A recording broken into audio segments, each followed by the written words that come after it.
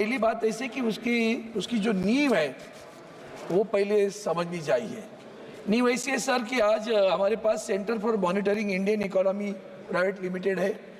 उन्होंने जो अपने सामने जो वास्तविकता सादर की है वो है एम्प्लॉयमेंट रेशियो राइजेस टू 9.2% इन जून 24। पिछले महीने में 9.2% हमारे पास बेरोजगारी है। और इसमें भी उन्होंने कहा कि रूरल एम्प्लॉयमेंट अगर रेट देखेंगे तो 9.3% है।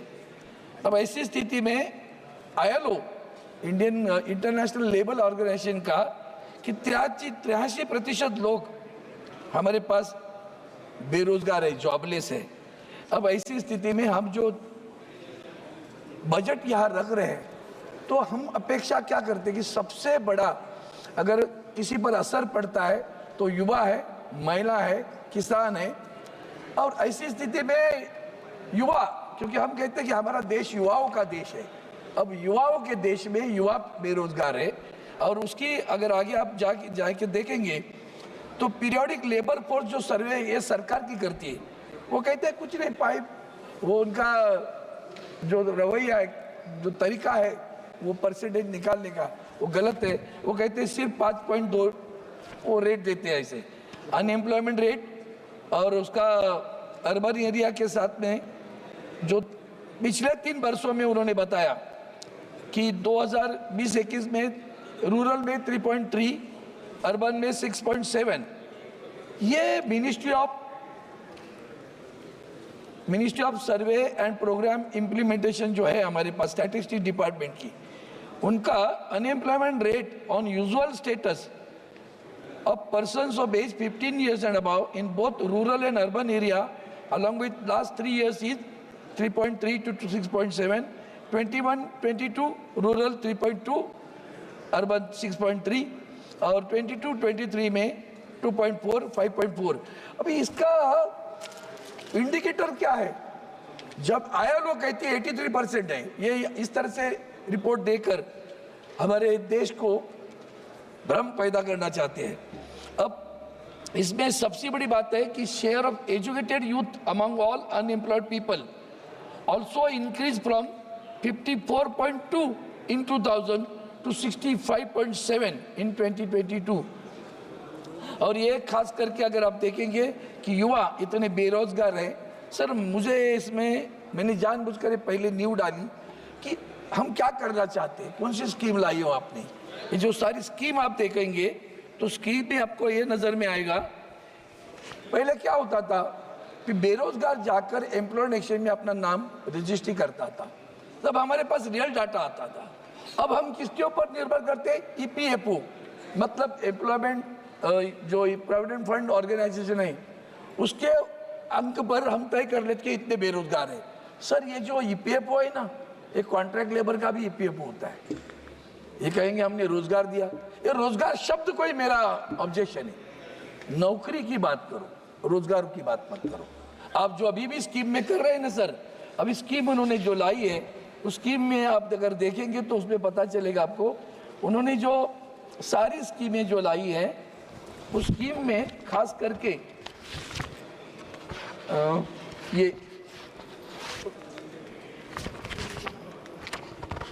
वो जो स्कीम है सारी चारों स्कीम कंपनियों में कैसे कैसे आप अप्रेंटिसशिप पे रखेंगे, क्या क्या उनको मिलेगा, कैसे मिलेगा, ये सारों चीज़ों में आप देखेंगे तो हर स्कीम 2 वर्ष की है। ये तो अग्निवीर हो गया, 2 वर्ष के बाद में क्या करेगा, क्या देने वाले हो? 1 लाख तक महीना, हर माह जिसकी तनख्वाह 1 लाख है उसको 15,000 रुपया। पहले तो मुझे समझ में ही नहीं आता उसको क्यों देना है। वो तो 1 लाख माह तनख्वाह ले रहे, उसको क्यों देना है? उसको 15,000, 5,000 वो भी 3 महीने में। उसके बाद में अगर वो 1 वर्ष में लड़का छोड़कर गया नौकरी तो फिर क्या करोगे? कंपनी से हम पैसे लेंगे। मतलब सरकार के राशि से कुछ नहीं जा रहा है, सरकार से राशि से कुछ नहीं, जिम्मेवारी में नहीं, और बाकी सारा CSR फंड में होगा। ये सारी चीजों को देखते सर, तो ये जो चीजें आप लोग कर रहे हो ये मुझे समझ में नहीं आ रहा है कि सही में आपको अनएम्प्लॉयमेंट को निकालना है कि नहीं निकालना है। आप बेरोजगारी को सोचिए सर। मैं थोड़ा सा ट्रेड यूनियन में काम करता है, मेरे साथ में अनिल देसाई जी भी वही काम करते हैं। कहाँ नौकरी आए वो तो बताओ, पहले तो बताओ। 500 कंपनियां, बस भी कंपनियां तो बताओ, कहाँ नौकरी लगाने वाले हो? मैन्युफैक्चरिंग मुंबई जैसे शहर में तो सब गया। हमारे महाराष्ट्र में से तो सब लूट कर लेके गए आप। वेदांत फॉक्सकॉन गया, टाटा एयरबेस गई, बल ड्रग पार्क गया, मेडिकल डिवाइस पार्क गया, सारे कारखाने जो उद्योग थे लेकर गुजरात में लेके गया। तो रोजगार कहाँ है? कौन सा मैन्युफैक्चरिंग यूनिट आ रहे बताओ तो सही, कहाँ रोजगार देने वाले हो? हमारा इस सवाल बुनियादी सवाल है। तब जाकर आप कहो। मैंने इसीलिए कहा ये कुछ नहीं है, ये अग्निवीर है सर। अभी आगे बताता हूं आपने क्या किया। सारे पब्लिक सेक्टर बेच डाले, कहाँ नौकरियां बताओ तो सही। पढ़े लिखे बच्चे कहाँ जाएंगे? ये जो 10वीं 12वीं कक्षा के जो रिपोर्ट है मेरे पास, उस रिपोर्ट में आप देखेंगे कि जो कम पढ़े हुए बच्चे हैं उनकी संख्या 12वीं या 10वीं कक्षा पास करने वाले लोगों की संख्या ज्यादा है, और ग्रेजुएट वालों की संख्या, वो कहाँ नौकरी करेंगे बताओ? बैंकों में लेने वाले हो। आप किसी भी बैंक के ब्रांच में जाकर देखो, अंधेरा छा हुआ है। अभी AI आएगा तो और भी तकलीफ आएगी, आर्टिफिशियल इंटेलिजेंस। तब क्या करोगे? देश की आबादी का सोचो, 140 करोड़ में कितने लोग बेरोजगार हैं। आप देते हो सीधा 4 करोड़ लोगों को जॉब मिलेगा, 2 वर्ष के बाद में क्या करेगा? अग्निवीर बनेगा क्या? नहीं पता चल रहा है सर। और इसलिए मैं कहता हूँ bank, insurance, rail, post, oil, सारी कंपनी आपने बर्बाद कर दी। हाल ही में मैं जर्नी कर रहा था तो रेल में 2 कर्मचारी मिले मुझे, और उन्होंने कहा सर, मैं बोला क्या करते हो? तो बोला मैं जनरेटर ऑपरेटर हूँ। एक ने कहा मैं हाउस कीपिंग करता हूँ। तो उसने कहा जब मैं नौकरी पे लगा तो उस वक्त मुझे 45,000 तनख्वाह मिली। 2 वर्ष के बाद में वेंडर चेंज हुआ, मेरी तनख्वाह सीधा 16,000 आ गई। फिर 2 वर्ष के बाद में नया वेंडर आया, फिर 18,000 पे गया। अब नया वेंडर अभी और नया वेंडर आया, 24,000। हमने तो सब प्राइवेटाइजेशन। हमारे यहाँ पार्लियामेंट में बैठे हम, पार्लियामेंट का स्टाफ कहाँ है? कहाँ गए सब? CISF, हमारी उनसे दुश्मनी नहीं है, क्यों हमारे स्टाफ को निकाला? समझने तो दो। BVG करता है हमारा सारा, हमारा राष्ट्रपति भवन BVG, पार्लियामेंट की सफाई BVG करने। और कौन? हमारे स्टाफ कहाँ गए भैया? ये जो पार्लियामेंट में हमारा स्टाफ था, हाँ CIS को लगा दे, चौराहे पे लगाओ। अंदर क्या है? क्यों उनके ऊपर आप अन्याय कर रहे हो? कहाँ है बताओ तो सही। कौन से नौकरी पे गए?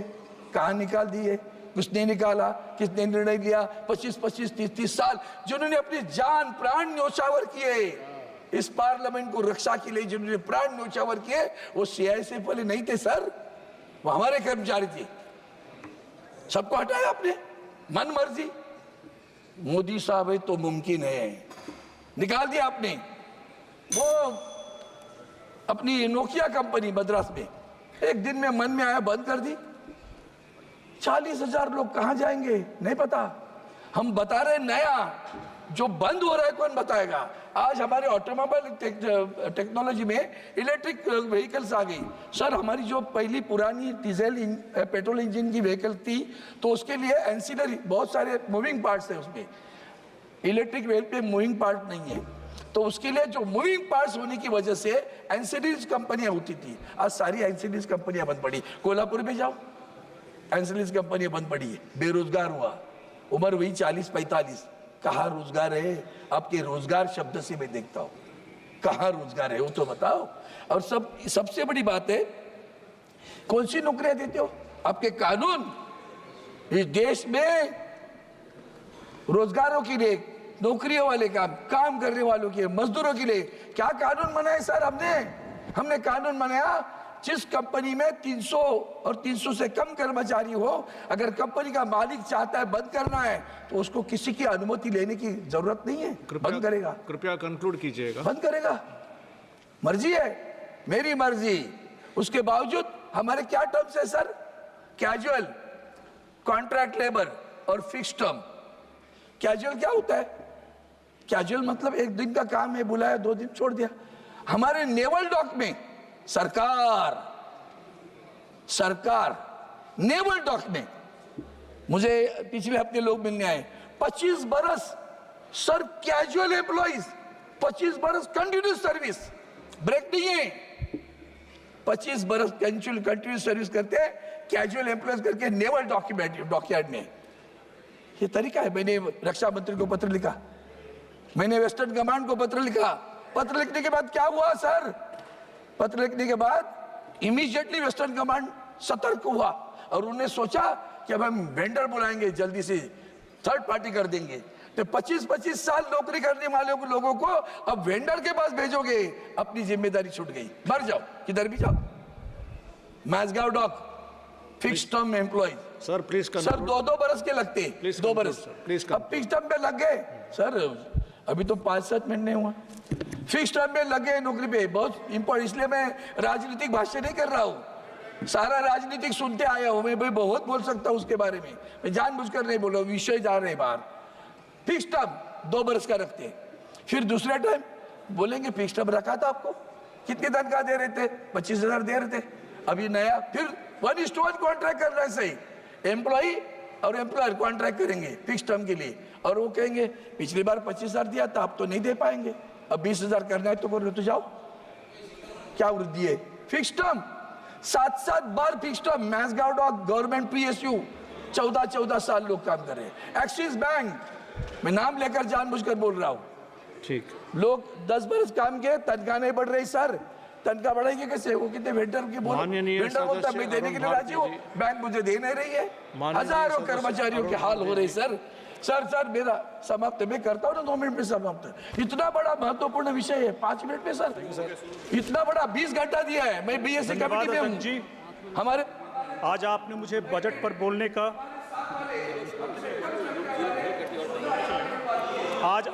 बजट पर बोलने का जो अवसर दिया है, उसके लिए आपका धन्यवाद। सर, मैं पहली बार बोल रहा हूं और मुझे उम्मीद है कि मुझे पर्याप्त मौका दिया जाएगा बोलने के लिए। सबसे पहले मैं जमुई की जनता, सर सबसे पहले मैं जहां से चुन करके आया हूं, जमुई लोकसभा की जनता को अपना धन्यवाद करना चाहूँगा, जिन्होंने पहली बार मुझ पर और तीसरी बार मेरी पार्टी को पे विश्वास करके हमें भारत के संसद में भेजा है। मैं बड़े गर्व और